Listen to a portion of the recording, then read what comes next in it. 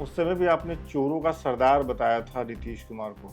नहीं, मैंने ये कहा था, हमने नीतीश कुमार का नाम नहीं लिया था, मैंने कहा था मेरे ऊपर भी कई सरदार हैं। तो कई सरदार में असल सरदार अपने को समझ लिया कि नहीं, असल मेरे पर ही है उनका। जब आप ये कह रहे हैं कि भारतीय जनता पार्टी की वजह से जो आपकी पार्टी थी, उन्होंने ये तय किया कि आप भले कृषि मंत्री के पद से हट जाए, लेकिन तेजस्वी यादव उप मुख्यमंत्री रहें, सरकार चलती रहे।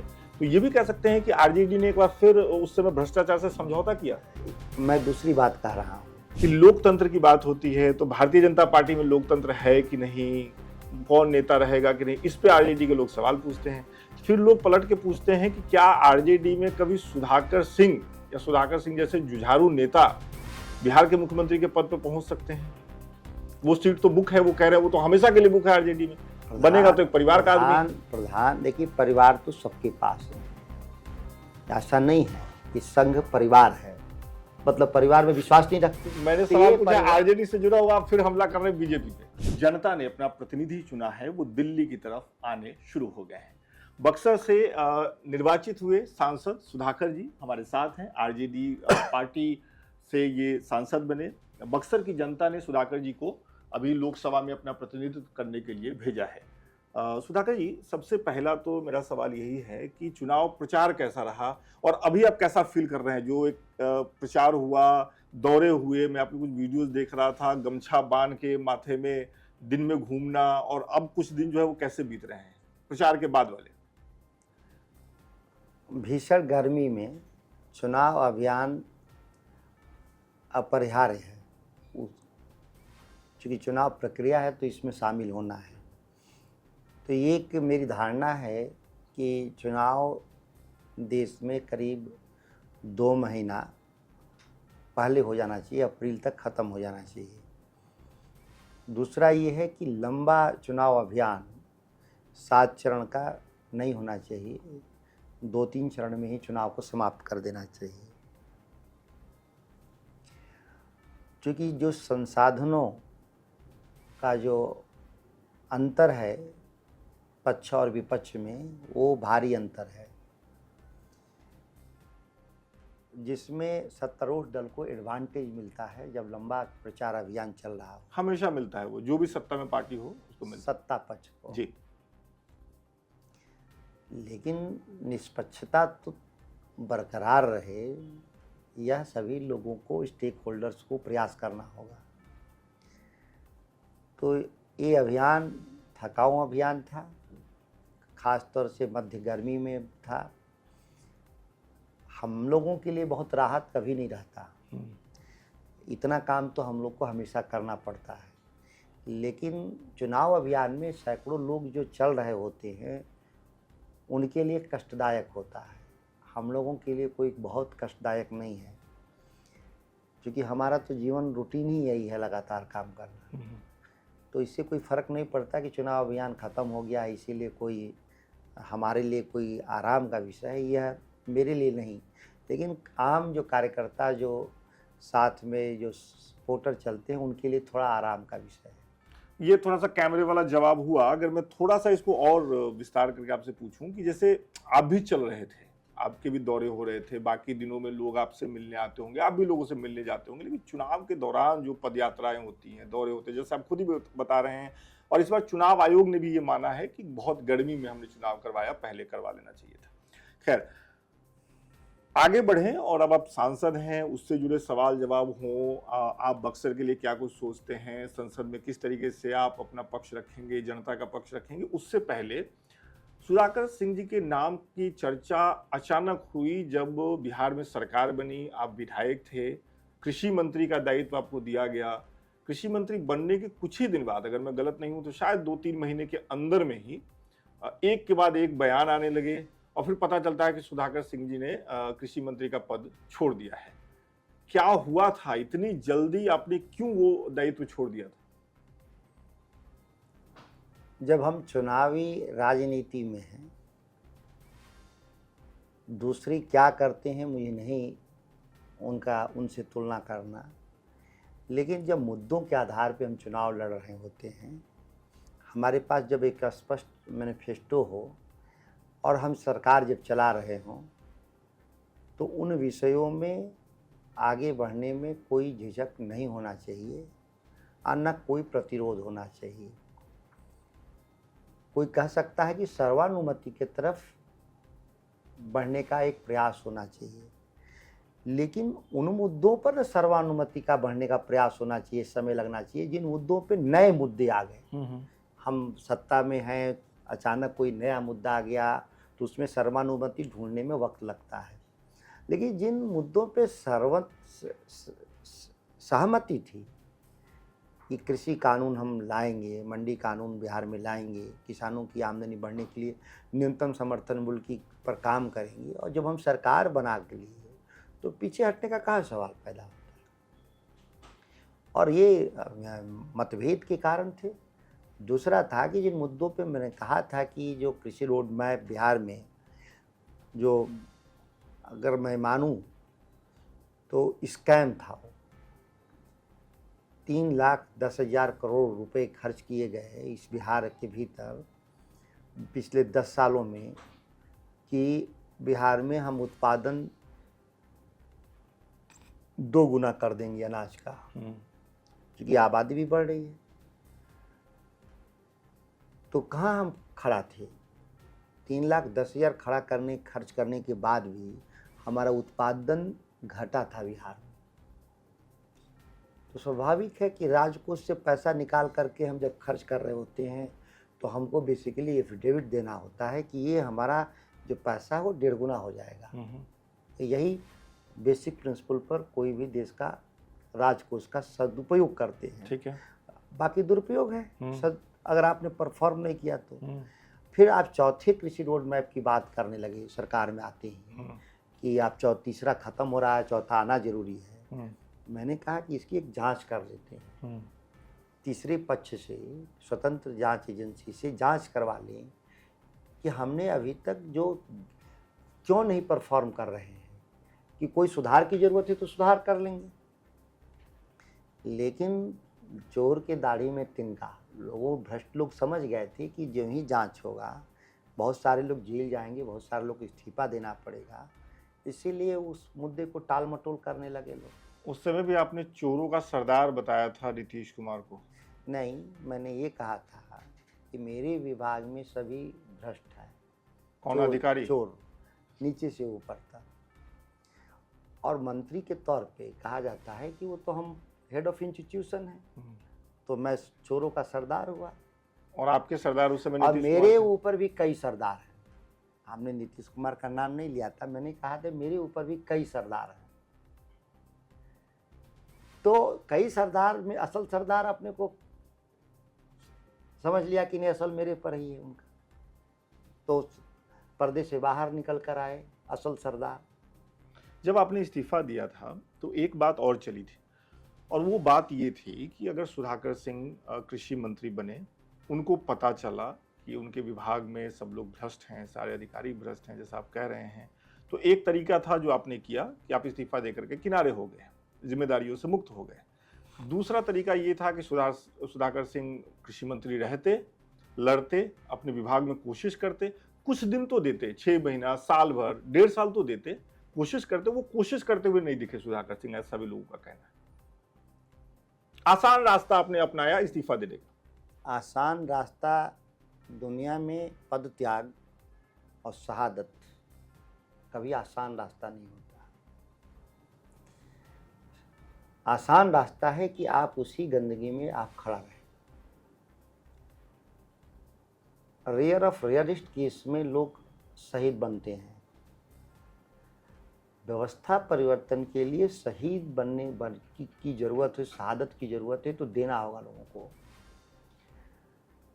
सवाल यह है कि मैं नीचे के लोग को तो ठीक कर सकता था, ये हमारी क्षमता थी, लेकिन मेरे ऊपर वाले को कौन ठीक करता, जहां असल गड़बड़ी था। यहाँ पॉलिसीज की सारी फाइलें रोक दी जा रही थी, कैबिनेट में जाने नहीं दिया जा रहा था, मामला वहां था। आपके नेता तेजस्वी यादव उस समय उप मुख्यमंत्री थे, आपने कुर्सी छोड़ दी, लेकिन जैसा आप कह रहे हैं कि चोरों का कुनबा था वो तो शामिल रहे सरकार में, आपके बाद भी आपने उनसे बात की जो दिक्कतें आपको हो रही थी। हमारी दिक्कतें नहीं थी, वो पार्टी के नीतिगत सवाल थे, लार्जर सवाल था, उससे ज़्यादा बड़ा सवाल था। कि इस देश में भारतीय जनता पार्टी जो देश के राजकोष का दुरुपयोग कर रही थी, लूट हो रहा था, उसको कैसे निपटा जाए। इसीलिए कोनबा बढ़ाया जा रहा था, क्षेत्रीय दलों के साथ सहयोग हो रहे थे। तो छोटे सवाल को माना गया, एक बड़े सवाल के सामने उसको छोटा सवाल माना गया। इस मुद्दे पे मेरा आखिरी सवाल, फिर हम आप लोग आपके सांसदी पे अभी आगे बढ़ेंगे जहां अभी सफर शुरू हो रहा है। जब आप ये कह रहे हैं कि भारतीय जनता पार्टी की वजह से जो आपकी पार्टी थी उन्होंने ये तय किया कि आप भले कृषि मंत्री के पद से हट जाए लेकिन तेजस्वी यादव उप मुख्यमंत्री रहें, सरकार चलती रहे, तो ये भी कह सकते हैं कि आरजेडी ने एक बार फिर उस समय भ्रष्टाचार से समझौता किया। मैं दूसरी बात कह रहा हूँ, ये कहीं तय नहीं था कि हम सरकार में रह कर के ही सहयोग करेंगे नीतीश कुमार को।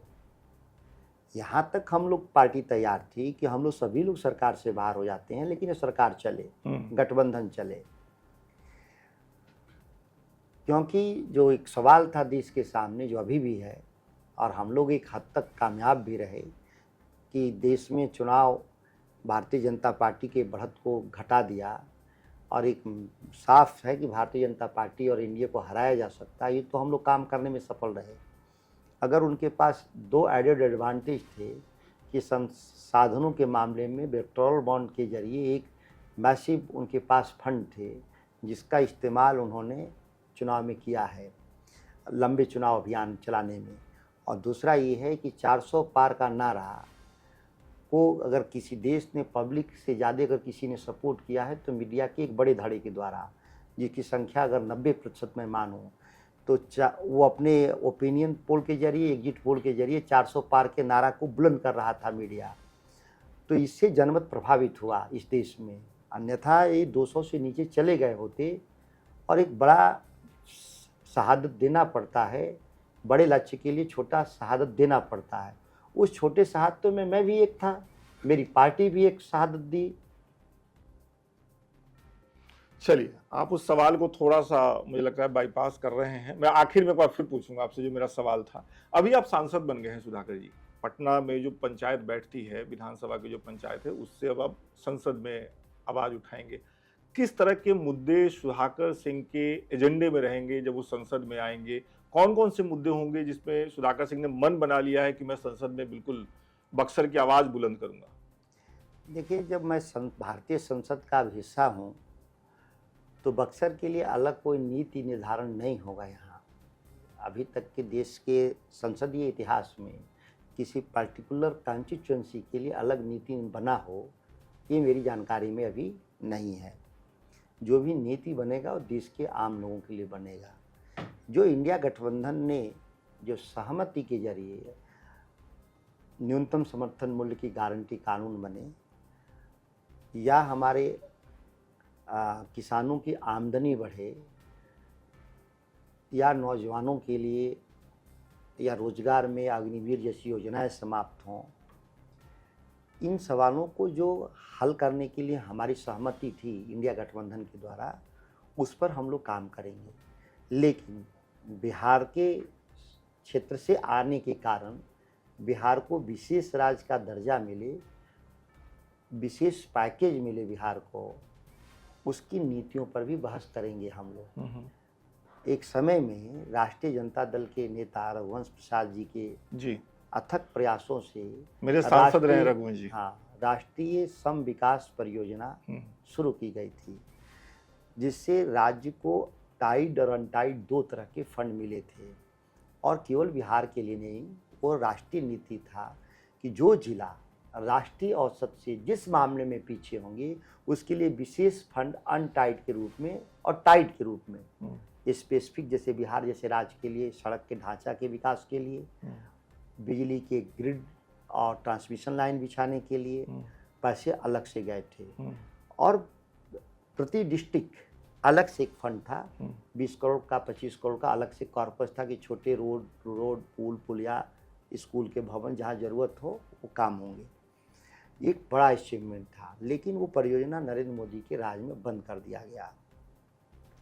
उसको पुनः बहाल कराने के लिए, और ये बिहार में सर्वानुमति है, अगर हम सत्ता पक्ष हम विपक्ष को मान लें कि हम विपक्ष हैं, तो सत्ता पक्ष के भी तो घोषणा पत्र में है कि बिहार को विशेष राज्य का दर्जा मिलना चाहिए, बिहार को ये तो विशेष पैकेज का। जदयू ने भी इस बात को उठाया। और सर्वानुमति है, सभी राजनीतिक दल और राष्ट्रीय पार्टियों के एजेंडे को छोड़ दें, जैसे कि भाजपा कांग्रेस राष्ट्रीय पार्टी है, लेकिन उसके रीजनल घोषणा पत्रों में विषय हैं। मतलब डिनाई नहीं कर सकता, वो कांग्रेस की सरकार बनती या भाजपा की सरकार बनी तो दोनों डिनाई नहीं कर सकते कि बिहार के मसले से हमको क्या लेना देना, क्योंकि आपने वोट लड़ा है इन मुद्दों के आधार पे। अब चूंकि इस देश में वैसी सरकार है जो बैसाखी पर नीतीश कुमार की बैसाखी पे टिका है, अब तो मैं मानता हूं नीतीश कुमार को कि अमर हो जाएंगे बिहार की राजनीति में। क्या करना चाहिए उनको आपके हिसाब से? विशेष राज्य का दर्जा सिर्फ उनको एक हासिल कर लेना चाहिए, विशेष पैकेज भी हासिल करना चाहिए। इसलिए मैं कहा कि विशेष पैकेज क्यों, कि भारत सरकार राज्यों की हिस्सेदारी के बाद उसके पास एक बड़ा फंड है और उस फंड के जरिए डेवलप स्टेट में वो ह्यूज इन्वेस्टमेंट कर रहे हैं, डेवलपिंग स्टेट में नहीं, डेवलप स्टेट में। एक एग्जाम्पल है कि गुजरात से एक बुलेट ट्रेन चलाने की बात होती है जिसका डेस्टिनेशन बॉम्बे तय होता है, जबकि देश के प्रधानमंत्री वाराणसी से हैं, तो अहमदाबाद से वाराणसी बुलेट ट्रेन जाती है, वो इंफ्रास्ट्रक्चर वहाँ नहीं जाता है, वो इंफ्रास्ट्रक्चर जाता है आपको बॉम्बे जाता है। आप देखे होंगे कि इस बार जो चुनावी हार है इस देश में भाजपा का, हार का है वो तो कह रहे हैं कि हम जितनी सीटें जीते हैं कांग्रेस जो है पिछले 3 इलेक्शन जोड़ दे तब भी हमारे बराबर नहीं पहुंचती, सीटें कम हुई है लेकिन वो हार तो नहीं मान रहे। देखिए जब आप गाल बजा रहे होते हैं तो उसका कोई जवाब नहीं होता। तथ्यात्मक रूप से आप बहुमत से नीचे हैं, पहली बात। आपके नारे जो हैं वो फेल करिए हैं, 400 से ऊपर के नारे लगा रहे थे जो आप फेल कर चुके हैं। तीसरी बात, देश के प्रधानमंत्री ने कहा था या उनकी पार्टी ने कहा था या संघ ने कहा था कि 75 साल के बाद लोगों को राजनीति नहीं करना चाहिए और अपने स्टालवर्ट लीडर LK आडवाणी, मुरली मनोहर जोशी और अटल बिहारी वाजपेयी जैसे लोगों को राजनीतिक रूप से दफन कर दिया गया था। देश में इस बात की उत्सुकता थी कि नई पीढ़ी की नई राजनीति इस देश में स्थापित होने वाला है, लेकिन आज 75 साल का एक बूढ़ा आदमी देश का प्रधानमंत्री जो दुनिया के सामने नज़ीर पेश कर रहे थे, आज अपने ही मामले में 2 नियम, आप तीसरी बार प्रधानमंत्री के पद पर बैठना चाहते हैं। क्या अटल जी में क्या खराबी थी? अटल जी का तो स्वास्थ्य खराब हो गया था। तो आडवाणी जी तो स्वस्थ थे ना, उनका तो स्वास्थ्य ही खराब था, तब वो सांसद भी थे। मुरली मनोहर मार्गदर्शक मंडल में जब डाल दिए गए थे, मार्गदर्शक मंडल किस आधार पे बने थे? एज के हिसाब से। और आज आपने नहीं, आप मार्गदर्शक मंडल में जाना चाहिए तो आप प्रधानमंत्री के पद पर आसीन हो रहे हैं। सुधाकर जी, जब बात भारतीय जनता पार्टी की होती है तो ये आरोप लगता है आरजेडी पे, आरजेडी के नेताओं पे, और चूंकि आप सांसद हैं, नेता हैं, विधायक रहे हैं, मंत्री रहे हैं, तो ये सवाल मुझे लगा कि आपसे पूछा जाए कि लोकतंत्र की बात होती है तो भारतीय जनता पार्टी में लोकतंत्र है कि नहीं, कौन नेता रहेगा कि नहीं, इस पे आरजेडी के लोग सवाल पूछते हैं। फिर लोग पलट के पूछते हैं कि क्या आरजेडी में कभी सुधाकर सिंह या सुधाकर सिंह जैसे जुझारू नेता बिहार के मुख्यमंत्री के पद पर पहुंच सकते हैं? वो सीट तो बुक है, वो कह रहे हैं, वो तो हमेशा के लिए बुक है आरजेडी में, बनेगा तो एक परिवार का आदमी। प्रधान देखिए, परिवार तो सबके पास है, ऐसा नहीं है कि संघ परिवार है। ये कभी नहीं कहते कि हम परिवार नहीं है, परिवार तो भी है। कहते हैं कि जो संघ से आया होगा, संघ परिवार से जो आया होगा वही इस कुर्सी पर जाएगा, वो तो खुद ही कहते हैं, हम लोग तो नहीं कहते इस बात को। सबके अपने परिवार की परिभाषाएं अलग हैं। ऐसा परिवारवाद है वो जो खुद ही पूरे देश को उपदेश देते हैं कि जनसंख्या बढ़ाओ, और वही परिवार के लोग शादी नहीं करते, मतलब परिवार में विश्वास नहीं रखते। मैंने सवाल पूछा, आरजेडी से जुड़ा हुआ, आप फिर हमला कर रहे हैं बीजेपी पे। हमला मैं नहीं कर रहा हूँ, मैं इसलिए कह रहा हूँ कि दो मापदंड नहीं होंगे। अलग राजनीतिक दल, राष्ट्रीय जनता दल के लिए अलग मापदंड हो और भाजपा के लिए अलग मापदंड हो, ये मैं नहीं मानता।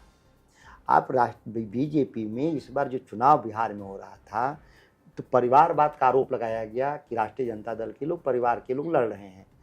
13 आदमी भारतीय जनता पार्टी की तरफ से, परिवार की तरफ से लड़ रहा था, जिसके परिवार में पिता सांसद थे या पिता मुख्यमंत्री थे या मंत्री थे।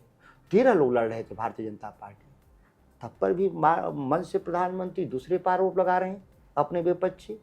तो ये ताकतवर के लिए अलग कानून और कमजोर के लिए अलग कानून, इसको हम लोग बोलते हैं न्याय प्रणाली में कि वह जंगल कानून है। जो शेर के लिए अलग कानून होगा और वहाँ छोटे जीवों के लिए अलग कानून होगा। यहाँ एक सवाल का बस जवाब दे दीजिए, फिर हम लोग आगे मूव करेंगे। राजनीति पे बहुत बातचीत हो गई, बक्सर की बात करते हैं, बिहार की बात करेंगे।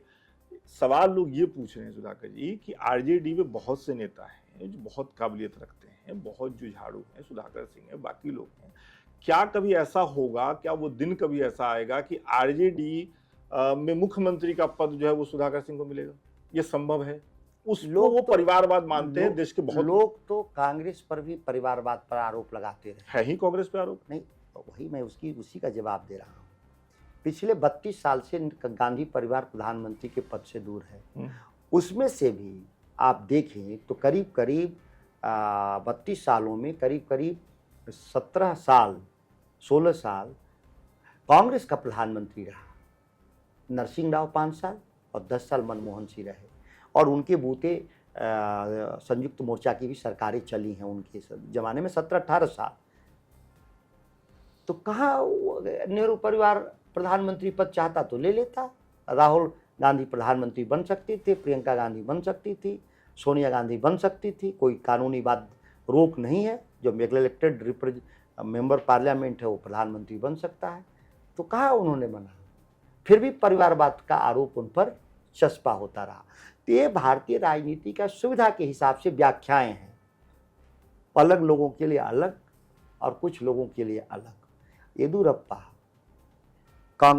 बीजेपी के सीनियर लीडर, आज उनका बेटा वहाँ का प्रदेश अध्यक्ष है। और किन की बात करें, वैसे तो बहुत दर्जनों हैं, दर्जनों लोग हैं, उनका नाम गिनाते गिनाते हम थक जाएंगे भारतीय जनता पार्टी में।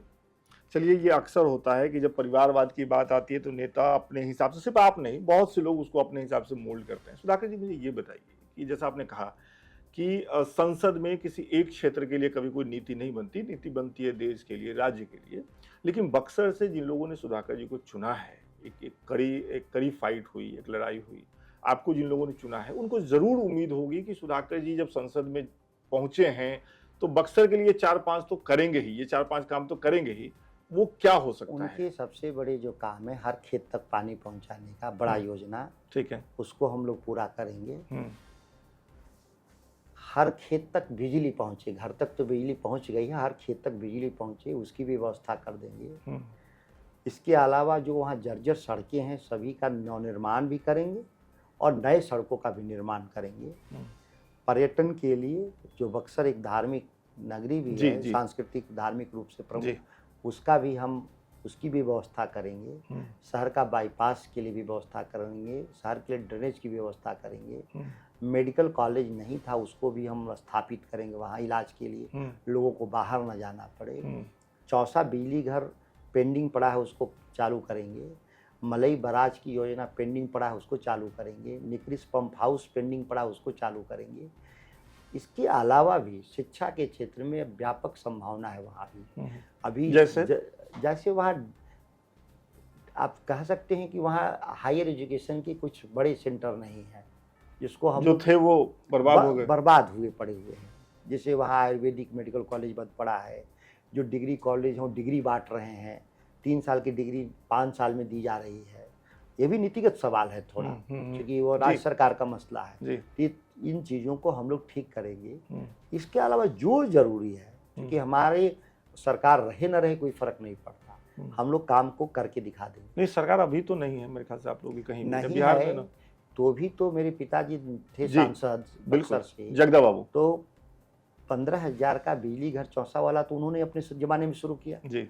ये 2,500 करोड़ का जो 4 लेन बना हमारा बक्सर से लेके कोइलवर तक, उसी जमाने में काम लगा। मोहनिया से लेकर आरा तक का 4 लेन उसी जमाने में काम लगा।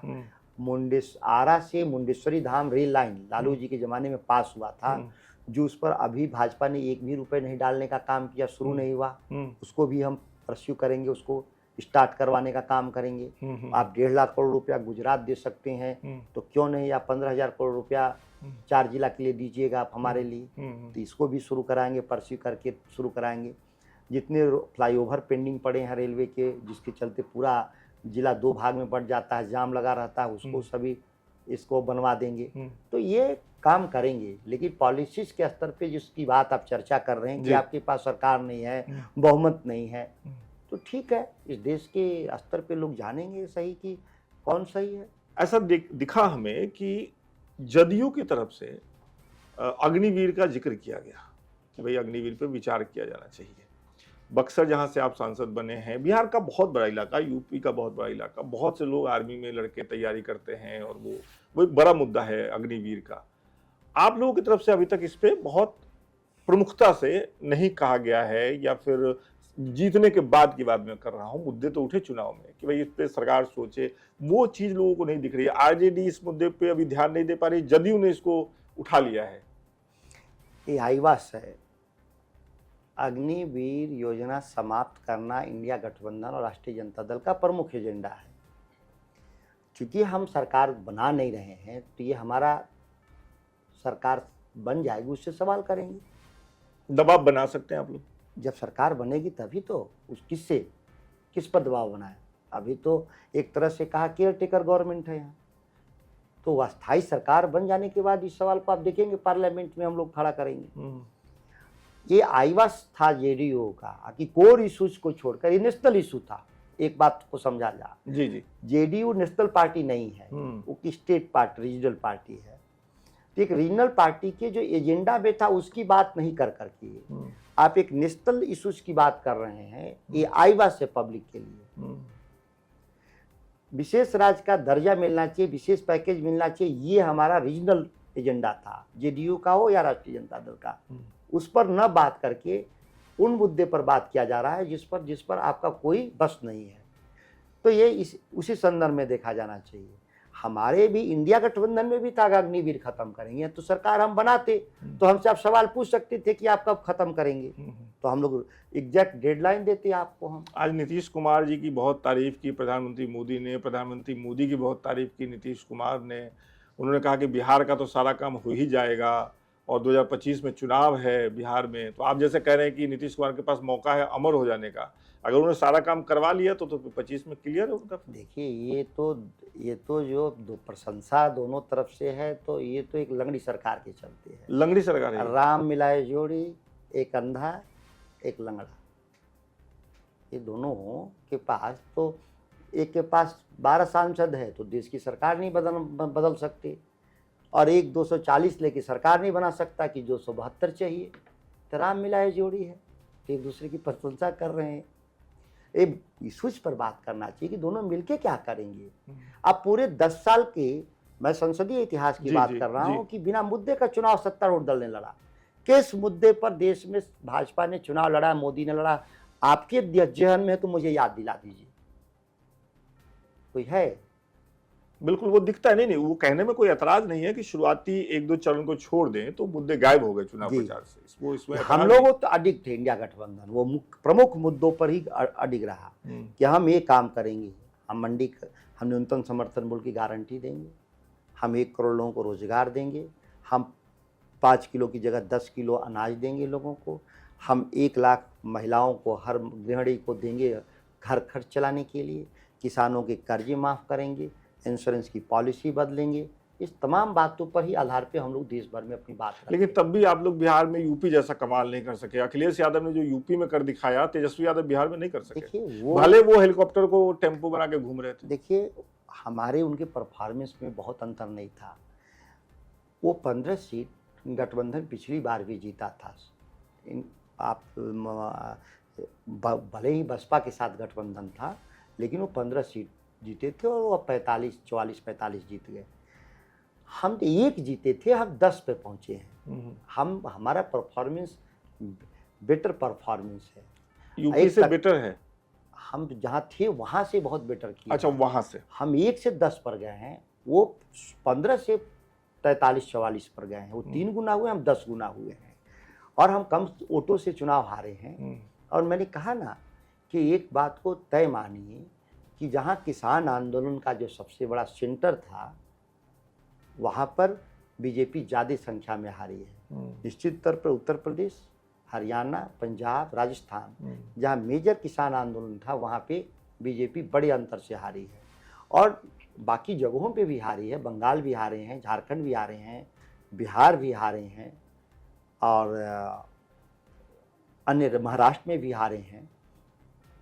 वो एक तकनीकी जीत मैं इसको मानता हूँ कि आप टीडीपी से इनका अचानक से समझौता हो जाता है तो उनको 15-20 सीटें वहाँ मिल जाती हैं, क्योंकि वो कोई उनके पुराने जो एलआई थे वाईएसआर, तो ये एक तकनीकी जीत है।